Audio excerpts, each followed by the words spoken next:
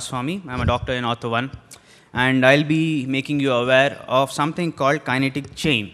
I'd like to thank Dr. Deepak, who's made my job much easier. He's explained to you what is kinetic chain. I'll go into the details of that to tell you what exactly is kinetic chain, how is it relevant in improving your badminton performance, and how is it important in causing in your injuries. So, badminton, the multiple shots, I'm showing you a jump smash. Exciting, isn't it? Where the player almost flies through the air, meets the shuttle, and then comes down. So what do you, like Dr. Deepak asked you, what is the most important part of the body of a right-handed shuttler? Most people would say it's a right shoulder, isn't it? Think again. We'll go into the details of that later.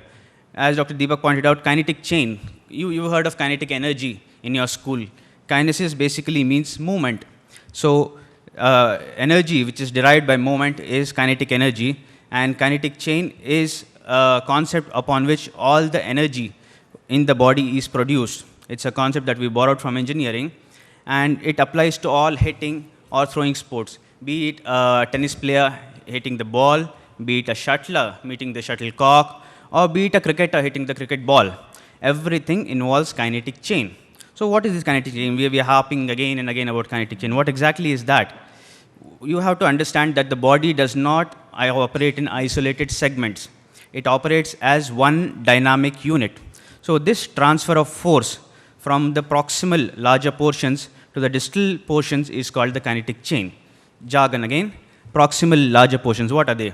So by proximal larger portions, we mean our larger portions which are more muscular, like our trunk, like our legs. Those are our larger portions which are the engines for force development. From there, the force is transmitted to the smaller segments to be delivered to either the ball or the shuttlecock or the bat. Imagine, how will Sachin look if he stands at one place and just hits the cricket ball? Will that look elegant? No. A. Will that be that effective? No, certainly not, because he doesn't do that. A cricket shot starts with the player moving with his left foot towards the ball, then his body moves forwards, then he meets the ball. That's a drive. So the energy is generated. Thank you. That's enough. Thank you. So the energy is starting from the foot, with the foot hitting the ground, then flows through the body and finally is delivered to the hand. And then it goes to the object, either the ball or the shuttlecock. So the same concept applies to badminton as well. This is a jump shot, for example, but it applies to all the shots in badminton.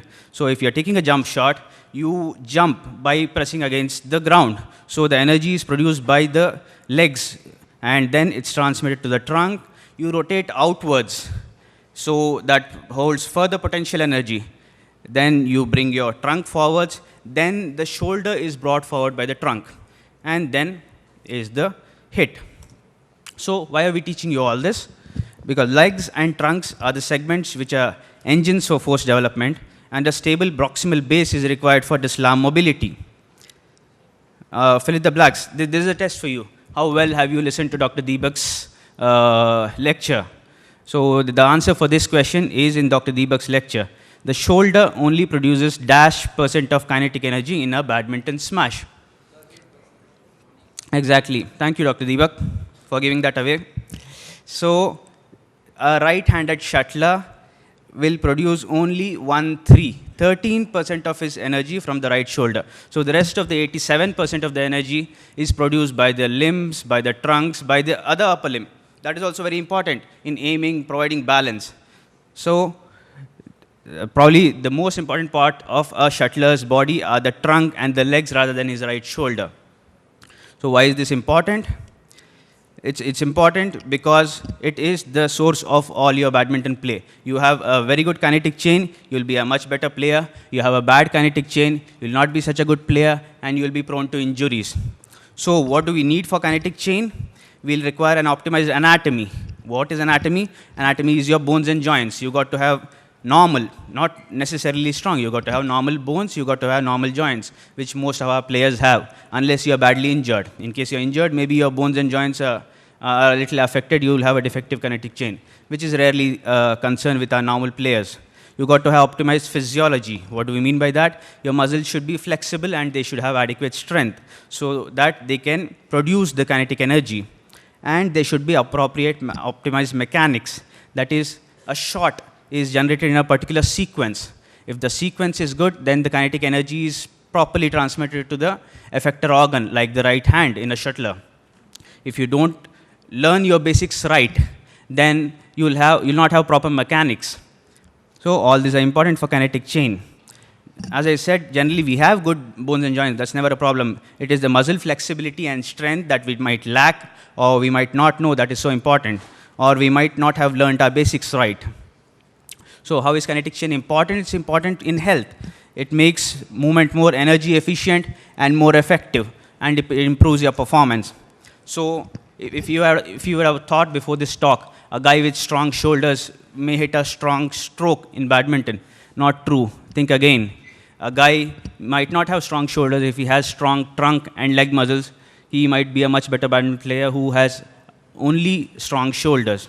So if we have good kinetic chain, and as I told you, the main responsibility of producing energy in kinetic chain lies with the trunk and the leg. So you got to strengthen your leg and your trunk muscles to be a good badminton player. As the old adage goes, a chain is only as strong as its weakest link. So if there is a weak link, the chain would break. We know that the chain would break at the weakest link. But is that true in kinetic chain? Think again. Not necessarily. Kinetic chain, that's why it's different. So if you have a defective kinetic chain, what do we mean by that? I told you anatomy, okay, your bones and joints if you had an injury, or physiology if your muscles don't have that much flexibility, that much strength, or if you learnt your basics wrong, then you'll have a defective kinetic chain. Example, you have weak trunk muscles. So what happens is you'll have inefficient movement in your trunk, for example. What will that result? Does a chain only break at the weakest link? No, this is not true in kinetic chain. There is more load on the distal extremity. So what will you do if you have a weak trunk? Okay, you'll reach the shuttlecock a little late, and you will have to hit the shuttlecock with a lot of power. So what happens? You are using your shoulder more to compensate for your trunk. So a kinetic chain doesn't necessarily fail at the weakest link. So if you have a weak trunk, maybe you're using your shoulder more, and that may result in an injury to the shoulder. So if you put it in reverse, if you're having shoulder pain, if you're having elbow pain as badminton players, then maybe that's not the shoulder or the elbow that you got to blame. Maybe it's the trunk. Maybe it's the leg muscles which are weak. So this is how kinetic chain works. Okay, if you have a defective kinetic chain, that puts more load on the other extremities, more commonly the effector organ which is delivering the shot, like the right shoulder or the elbow or the wrist.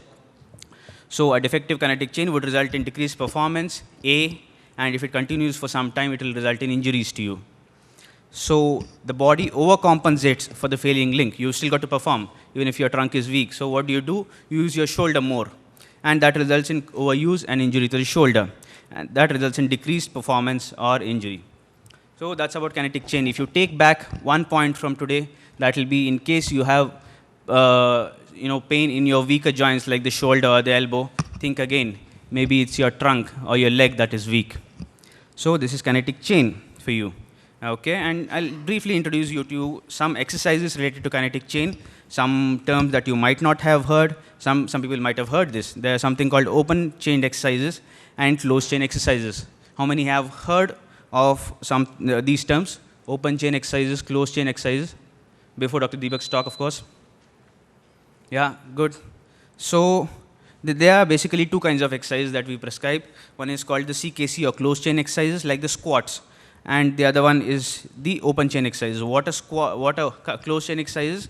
Closed chain exercises is where your distal extremity, the exercising organ, is fixed to the ground, like a squat. Your leg and the trunk is fixed to the ground. So if you're doing a squat, you're exercising your entire body. A closed chain exercise would exercise your entire body, or else like a push-up. So it is a closed chain. When you do the exercise, the exercising body part is the whole body, and it is linked to the ground. So this is a closed chain. In contrast to that, a leg extension. is an open chain exercise where the foot or the leg is not supported by the ground or some other immobile structure. So you're moving your legs, you're exercising your knee, but you're doing an open chain exercise or a biceps curl for that matter. So how is this important? Like OKC's open chain exercise is isolated movement. You'll be using only one part of your body. Supposedly you're doing a biceps curl, you'll be strengthening your biceps. Whereas closed chain exercises are more compound. It involves a lot of muscles, so that's good for you. Both are important in rehab and for strengthening. A closed chain exercise is much better exercise to produce a holistic development of muscles, whereas the open chain exercise is relevant in weaknesses, like in rehabilitation. Supposedly you have a weak quadriceps. Quadriceps is the front muscles of your back, of your thigh, or the back muscles of your thigh, like the hamstrings. If they are weak, you can do open chain. Otherwise, closed chain is good for you. We'll discuss all this in more detail in the panel discussion and later on. So, take-home message from me. Kinetic chain is an important concept, both in health and in injury. Kinetic chain in the form of trunk and lower limb motions generate the most power in a badminton stroke. Only 13% of the force is generated by the shoulder in a badminton smash. Strong and effective kinetic chain is important for optimal play. Inefficient and weak kinetic chain results in overloading of the links, not necessarily the weak links, the other links as well. So kinetic chain weakness elsewhere can put extra load on your shoulder and elbow, may cause early fatigue and injury. Exercise, there are the two forms of exercise, open chain and closed chain. Open chain is only for one muscle. It's more useful in rehab. And closed chain is a compound movement where you use all your muscles. So one thing, if you remember from my talk, that would be if you have pain and injury in the wrist, shoulder, or elbow, what do you think from next time onwards? Might be because your trunk or leg muscles is inefficient, and that is to blame. Thank you. You badminton players make us proud. Thank you so much, Dr. Vinay. You can remain.